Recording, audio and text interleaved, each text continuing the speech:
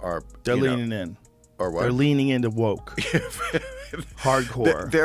They're petrified Yeah. of some kind of backlash. I mean, you see with Disney now. I mean, Disney, one of the most gay-friendly companies that we've had in a very long time. And Disney decided to hire the most insufferable girl boss narcissist that exists on Earth, who hates Snow White.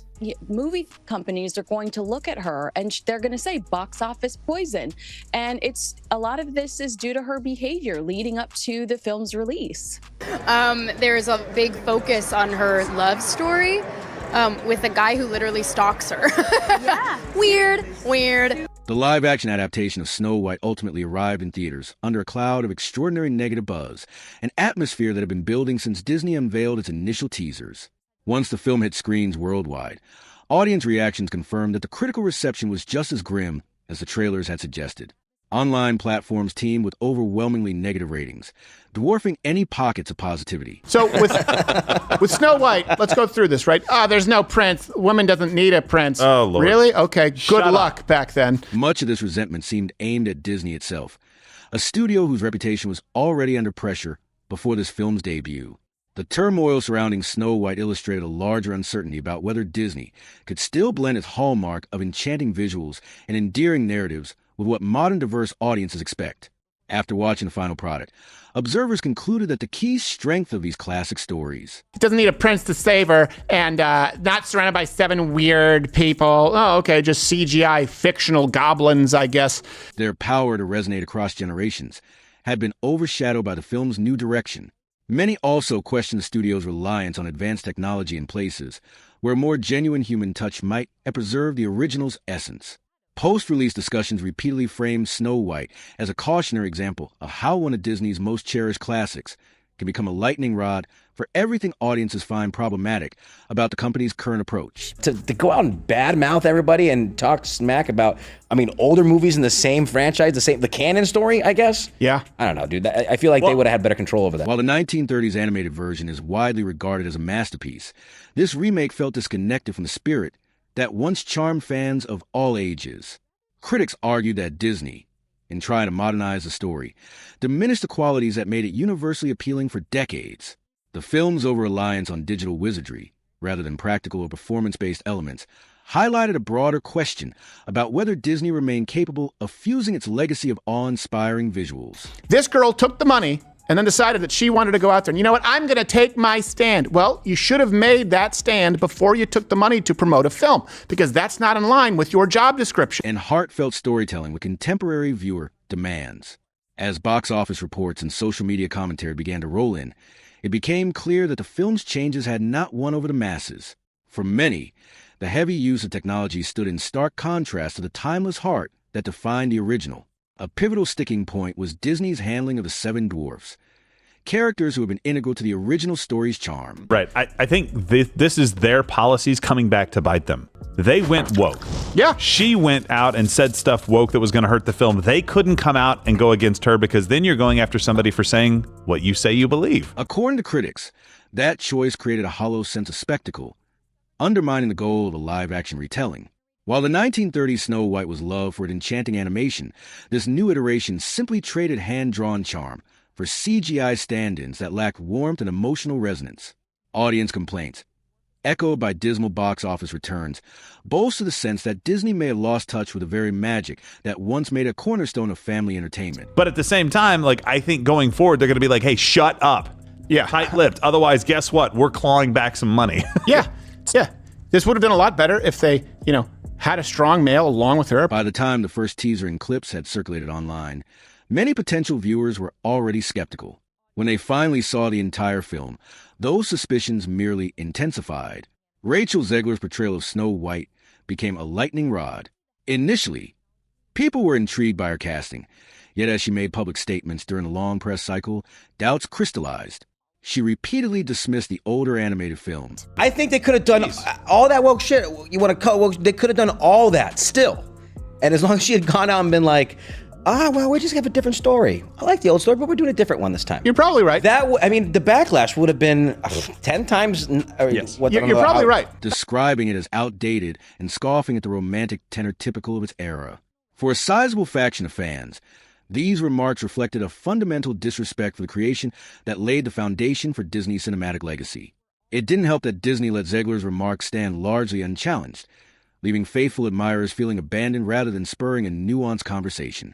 Our primary purpose is to entertain, and where we can entertain responsibly, obviously we try to do that. We try to have a positive impact on the world, but the first thing we need to do is entertain. The studio's tacit approval seemed to widen the gap between classic loyalists and supporters of a more progressive remake. Matters worsened when Zegler attempted to appear more enthusiastic closer to the film's release. Many who were already disgruntled by her earlier comments found her reversal unconvincing. Scenes from the final cut validated concerns. Jonah Platt, whose father helped produce the latest Snow White film, had some very harsh words for star Rachel Zegler. For context, Variety wrote a report recently titled Inside Disney's Snow White Fiasco, Death Threats, Beefed Up Security, and a Social Media Guru for Rachel Zegler. Instead of a gentler, kinder presence, Zegler's Snow White came across to some as abrasive and overly self-assured, a stark divergence from the character's long-standing portrayal in Disney lore. This contributed to a major thematic shift that many critics said clashed with the original film's gentle nature. The ensuing uproar was about more than just performance or personal bias. And then they couldn't put dwarfs because this is just so typical of the left. The progressives always finding a way to find their way back to doing something not progressive. It underscored the skepticism that Disney could effectively balance its iconic formula of sweetness and wonder with modern sensibilities. Debate about Disney's broader direction became commonplace in the aftermath of Snow White's lukewarm reception. Many critics felt the studio was fixated on cultural commentary rather than timeless storytelling. So even though woke in some sense feels like it's dead, it still has to run its course through the system. The ghosts have to get out of the machine in essence. While supporters argued that fresh perspectives are essential for keeping iconic tales relevant, whatever the truth, the final product left a significant portion of the audience feeling the updates were forced and did not achieve a compelling harmony between progress and tradition. This echoed the principal fear voiced by longtime fans, a perception that Disney... The controversies surrounding Disney's Snow White remake show that we are still in the thick of the culture wars. Oh, have we been following the Snow White? Actually, the first I'm hearing of this. Once a bastion of enduring fairy tales, was pursuing social messaging at the expense of the universal emotional pull that made its stories beloved across generations. Complications also stem from statements Peter Dinklage made before the film's release. He had openly criticized the depiction of dwarfs in fairy tale narratives, including the 1937 classic. You'd think the most progressive thing would be get people jobs, and dwarfs want to work. Some applaud him for highlighting potentially insensitive tropes, while others point out his own participation in fantasy projects featuring dwarf characters. This dialogue raised questions about whether his stance inadvertently reduced opportunities for other actors with dwarfism. The film's heavy reliance on CGI for the dwarfs and the leaked images that triggered widespread online ridicule only magnified these concerns. Disney's initial attempts to deny the authenticity of these images backfired. Ultimately, the studio acknowledged that the final cut indeed featured computer-generated dwarfs. But by then, the damage was done. Adding to the film's challenges was a noticeably changed tone. The original Snow White thrived on innocence and modesty that made the heroine's journey relatable across eras. Early leaks and subsequent footage of the remake revealed a protagonist who seemed more prone to lecturing the supporting characters than to embracing them with kindness. By the time audiences watched the entire film, many agreed that this portrayal was outright off-putting, with some even joking that Snow White came across more harshly than the villain. Such criticisms harmed the project word of mouth, just when the studio most needed public goodwill. Gal Gadot's performance as the evil queen was another element that had stirred hype, but ultimately got lost in the shuffle of controversies. This is like an honest golden employment opportunity for dwarves. There's not that many scripts that come down the pike. No, only 7 of them. At first, interview clips suggested that Gadot and Zegler got along well. Later on, rumors of behind-the-scenes tension overshadowed any promotional unity. Many fans perceived a deliberate minimization of GDO's presence in the final marketing push. Observers speculated that conflicting viewpoints or personal disagreements between the leads had tarnished whatever synergy they might have brought to film. By opening weekend, the chatter about alleged friction was nearly as prominent as the chatter about the movie's plot or visuals. Reviewers often label the adaptation a collection of ill-advised choices, from the casting to reliance on CGI. The end result was, by many accounts, a disappointment for a studio once considered the gold standard of imaginative film. The film, intended as a tribute to Walt Disney's groundbreaking achievements in animation, ended up being cited by critics as a display of how corporate decision-making can dilute a cherished legacy. Disheartened viewers saw it as a symbol of Disney's waning magic, an uncomfortable notion for anyone who grew up on the classics. The lackluster box office returns and polarized audience scores only cemented this impression. Snow White, 2025, would be remembered as one of the studio's more conspicuous creative stumbles.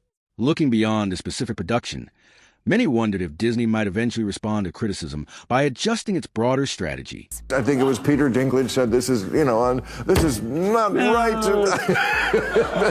This is demeaning. And they were like, what? We just want to work. We're dwarves. So, ho, ho, ho.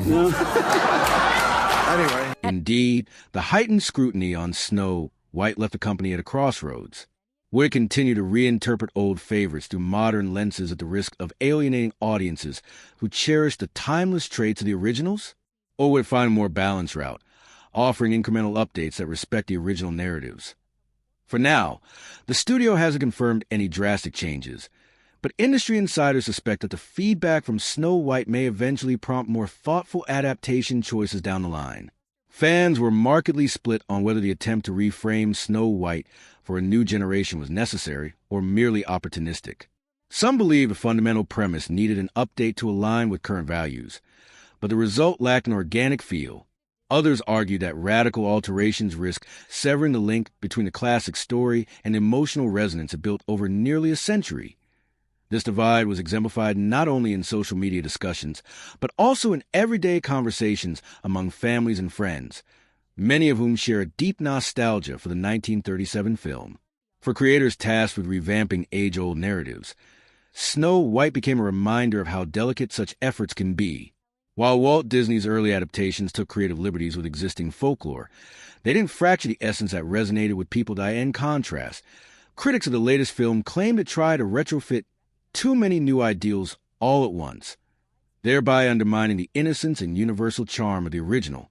Nostalgia is a powerful motivator for audiences, and meddling with the roots of that nostalgia can incite spirited backlash, something clearly illustrated by this adaptation's troubled reception.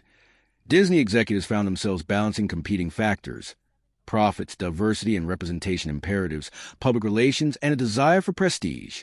The internal calculus that guided production decisions seemed to clash with the external reactions from viewers who felt the project was hollow. Whether this shortfall would catalyze introspection within the company was anyone's guess. Fans hoped the negative reaction might spur a renewed appreciation for creative integrity, but media analysts remain cautious.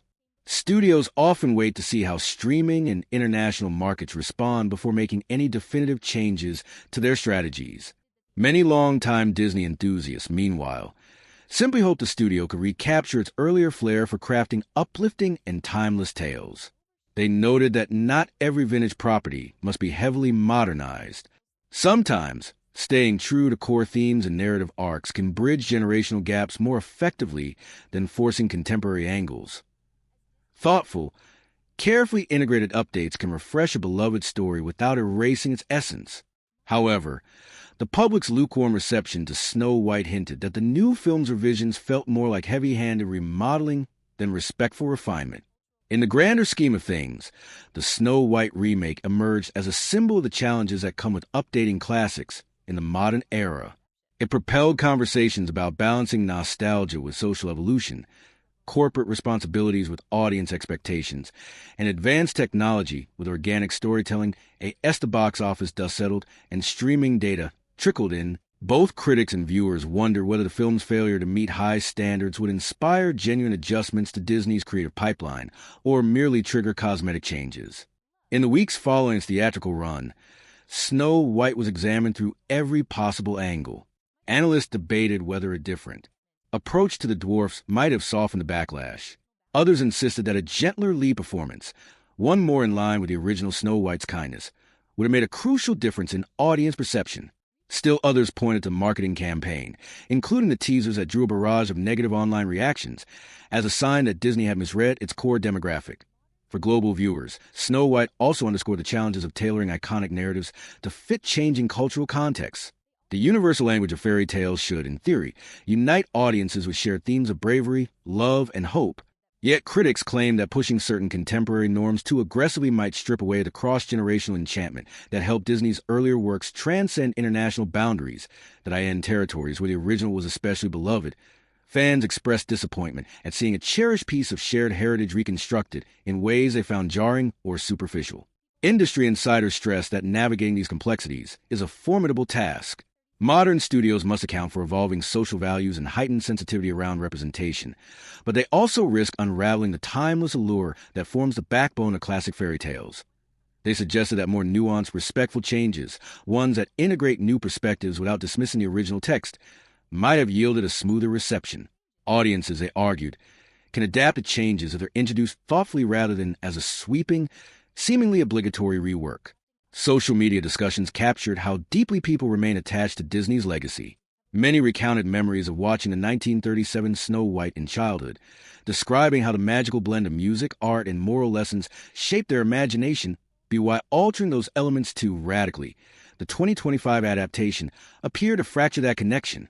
In many ways, viewers felt that the remake was not simply retelling a fairy tale, but dismantling a personal nostalgic anchor. Ultimately, the film's underperformance forced a reflection on whether Disney's attempted innovation were resonating with anyone beyond a very narrow subset of viewers. Critics argue that the studio, once the unrivaled leader in imaginative storytelling, seemed fixated on brand expansions or messaging at the cost of capturing hearts. While corporate strategy always factors into a major release, the film's fate demonstrated that a recognizable title alone cannot guarantee widespread approval. In short, the Snow White remake demonstrated the precarious nature of tinkering with an iconic treasure. By the time it completed its theatrical run and headed to streaming, the final verdict was clear. For many, the changes had gone too far, risking the very essence that made the 1937 original a cultural cornerstone. Whether Disney will learn from this and recalibrate or continue leaning into radical reinterpretations remains an open question. Yet one thing is certain. The story of how Snow White 2025 was received stands as a potent case study in how deeply fans value the magic of classic tales, and how swiftly that trust in the road of the reimagining fails to respect the soul of what came before. Even in its post-release life, the film continued to serve as a flashpoint for heated debates on social media. Some contended that the adaptation was a necessary evolution, arguing that the old Snow White did not fit present-day ideals, and that any nostalgic attachments were overshadowing the need for storytelling growth. Others maintain that classic fairy tales thrive precisely because of their timeless qualities, and that appending those qualities turns a remake into a hollow reflection of the original as Disney moves forward. Industry observers say it must decide whether truly honoring its legacy might mean letting some stories remain in their classic form, or at least ensuring that updates do not overshadow the human warmth and simplicity that elevated them to cultural icons in the first place.